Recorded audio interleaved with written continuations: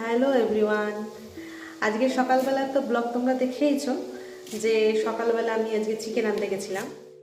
তো আজকে দেখাবো তোমাদের চিকেনের রেসিপিটা কিভাবে আমি করি। সকালবেলা 1 কিলো চিকেন নিয়ে এসেছিলাম, তো সেটাকেই ভালো করে ধুয়ে নুন হলুদ দিয়ে ভালো করে ম্যারিনেট করে রেখে দিয়েছি।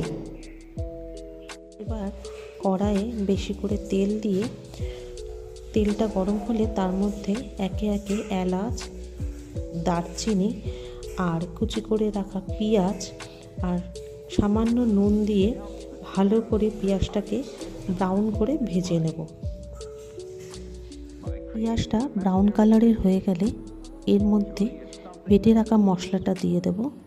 বাটা মশলাটার মধ্যে রয়েছে পরিমাণ মতন আদা, পরিমাণ মতন রসুন, 5-6টা কিশমিশ, 4-5টা কাজু, 1 চামচ চাল মগজ আর শুকনো লঙ্কা, বীজ ছাড়ানো শুকনো লঙ্কা ব্যবহার করেছি।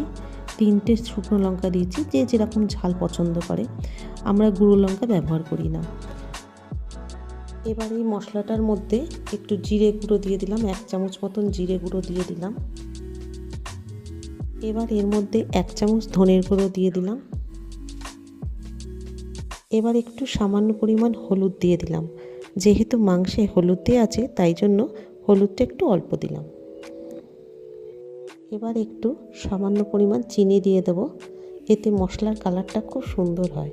তেল ছেড়ে দিয়েছে, দেখুন মশলা থেকে কি সুন্দর দেখতে লাগছে, তাই না? এবার ম্যারিনেট করা মাংসটা এর মধ্যে দিয়ে দেব, দিয়ে ভালো করে মেখে নিতে হবে মশলার সাথে।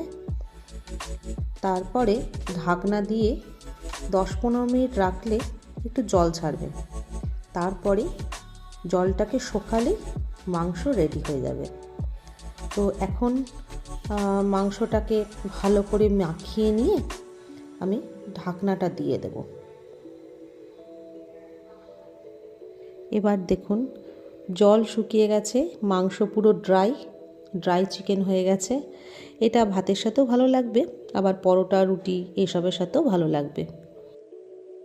যদি আমার এই চিকেনের রেসিপিটা আপনাদের কাছে ভালো লেগে থাকে তাহলে প্লিজ আমার চ্যানেলটাকে সাবস্ক্রাইব করুন, যাতে আরও নতুন নতুন ভিডিও আপনাদের সামনে আমি তুলে ধরতে পারি। সবাই খুব ভালো থাকবেন, সুস্থ থাকবেন।